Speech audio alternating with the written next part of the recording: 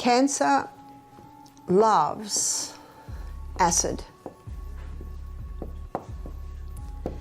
Cancer also loves no oxygen. So knowing those things, it makes a lot of sense to alkalize the tissues. And even though there's the drop of only 1 point, the drop of 1 point means 60% less oxygen available at the cellular level. The other thing cancer loves is sugar. Dr. Barbara's recent expose on the 5 shocking foods that allegedly feed cancer cells has sparked a wave of discussion and concern among health enthusiasts and the general public. Her claims challenge many commonly held beliefs about diet and cancer risk, prompting a deeper exploration into the science behind these assertions. In her list, Dr. Barbara identifies 5 specific foods that she argues can promote the growth of cancer cells: sugar, refined carbohydrates, processed meats, dairy products, and alcohol. Each of these foods have been scrutinized in various studies, and while some evidence supports the notion that they may contribute to cancer risk, the reality is far more nuanced. Every law. They're breathing in bad air, they never go in the sunshine, they're living on the stimulants, which are all acid, they go to bed too late, they never exercise, don't have time, they're on the high carb diet. Remember that diet we had there the other day? All acid forming foods. They don't drink water because they don't like the taste. I've never had a cow not like the taste. Never had a horse not like the taste. Why would humans not like the taste? Because they've tasted sweet other things. Isn't that true? In fact, Joshua was saying, I think, introduce your children to vegetables and they'll eat vegetables. But if you introduce them to cakes and pastries and cookies, they're not going to eat their vegetables. It's exactly the same with water. Stress, worry, anxiety. Now this creates a very acid environment in the body. And the body's quickly trying to deal with that. And the blood pH is getting a little acid. It's going up to, what's going down, 7.35, 34, 33, we're dropping. And remember, down to 7.22 is death. So very quickly, the last resort buffer system is called on. Calcium, the most alkaline minerals pulled out of the bones in a form of calcium phosphate, comes into the blood, immediately helps to bring the balance back. 7.34, 35, we're safe. But now at a cost. We now have free calcium excess floating through the bloodstream. What's the body going to do with that? It'll dump it on the bones as a spur. It'll dump it in the kidneys, kidney stones, gallbladder, gallstones, even maybe a little bit of a build-up on the eyes. What's that called? Your cataracts. They're all illustrations of Newton's third law of motion. To every action, there's an equal and an opposite reaction. The first food Dr. Barbara discusses is sugar, a substance that has long been vilified for its role in various health issues, including obesity and diabetes. Recent research has illuminated a potential connection between high sugar consumption and cancer development. Studies indicate that excess sugar can lead to inflammation and metabolic disturbances, which may contribute to cancer progression, independent of obesity. The average American consumes significantly more sugar than recommended, and this excessive intake has been linked to various cancers, such as breast and colorectal cancer. However, it is essential to recognize that sugar is not the sole culprit in this complex equation. The body requires glucose for energy, and the focus should be on overall dietary patterns rather than demonizing a single nutrient. The challenge lies in moderating sugar intake while ensuring a balanced diet rich in whole foods. We need a little acid. Yes, your chickpeas are here, and your garbanzos, your chickpeas, your black-eyed beans, your kidney beans. They're not bad. Of course they're not bad. We need a little acid. It's when the whole meal is acid that tips the scales.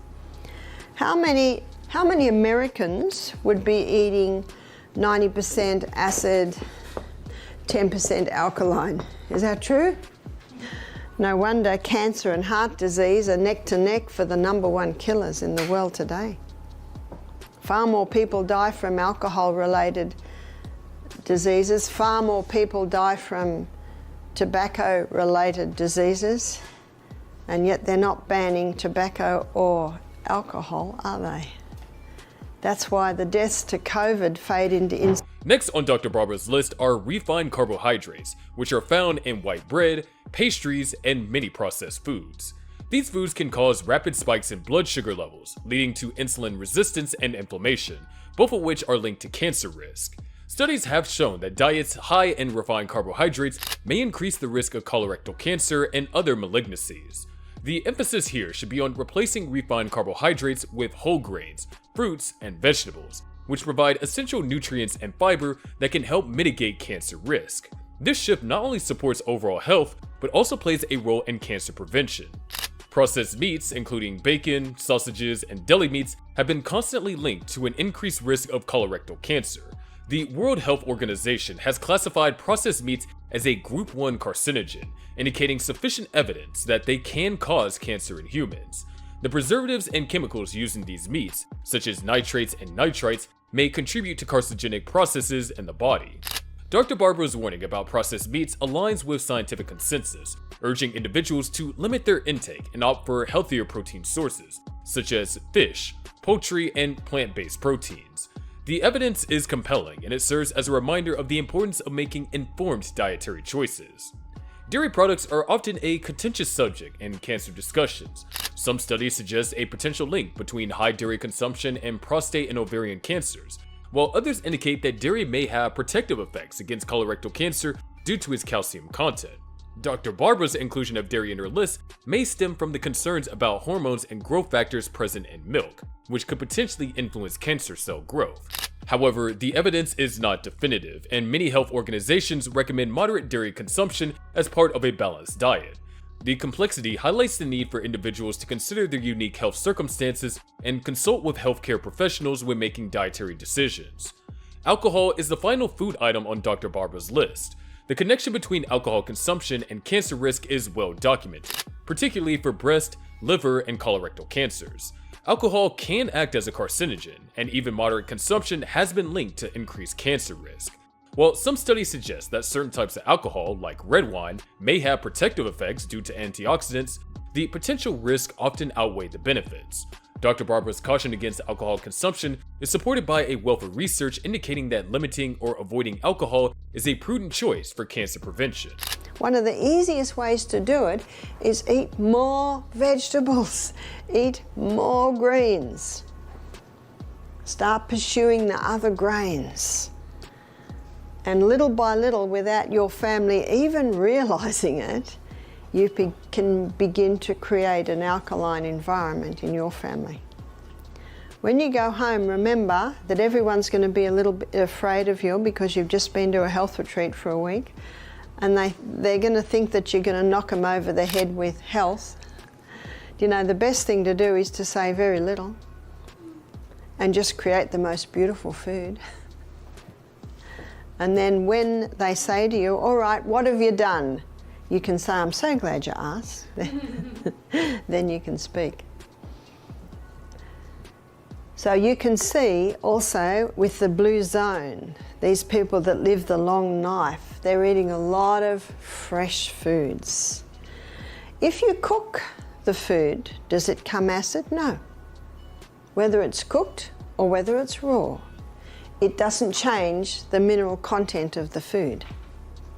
The only time you will lose your minerals is if you cook your vegetables in water and throw the vegetable water away. Every evening we're giving you a broth and you're drinking all that vegetable water. While Dr. Barbara's claim about these 5 foods are alarming, it is crucial to view them in the context of overall dietary patterns and lifestyle choices. The relationship between diet and cancer is complex, influenced by various factors including genetics, environment, and lifestyle. Instead of focusing solely on eliminating specific foods, a more effective strategy involves adopting a balanced, nutrient-dense diet. This includes increasing the intakes of fruits and vegetables, which are rich in antioxidants and phytochemicals that can help combat oxidative stress and inflammation. Whole grains should replace refined grains, providing fiber and essential nutrients that support overall health and may reduce cancer risk. Incorporating healthy fats such as those found in fatty fish, nuts, and seeds can also have anti-inflammatory effects. Regular physical activity is vital in maintaining a healthy weight and reducing cancer risk, while adequate hydration supports overall health and aids in digestion and metabolic processes. For individuals concerned about cancer risk, consulting healthcare professionals, including registered dietitians and oncologists, can provide personalized dietary recommendations. They can help navigate the complexities of nutrition and cancer, ensuring that dietary choices support overall health and well-being. Dr. Barbara's exposé serves as a vital reminder of the impact of diet on health, particularly concerning cancer risk. While her identification of sugar, refined carbohydrates, processed meat, dairy products, and alcohol as foods that may feed cancer cells raises valid concerns, it is essential to approach these claims with a balanced perspective. The key takeaway is that a holistic approach to nutrition, emphasizing whole, unprocessed foods, regular physical activity, and healthy lifestyle choices, can significantly reduce cancer risk and promote overall health. Rather than fearing specific foods, individuals should focus on cultivating a diverse and nutritious diet that supports their long-term health goals. In the end, knowledge is power. Understanding the nuances of how diet influences cancer risk empowers individuals to make informed choices that can lead to healthier lives.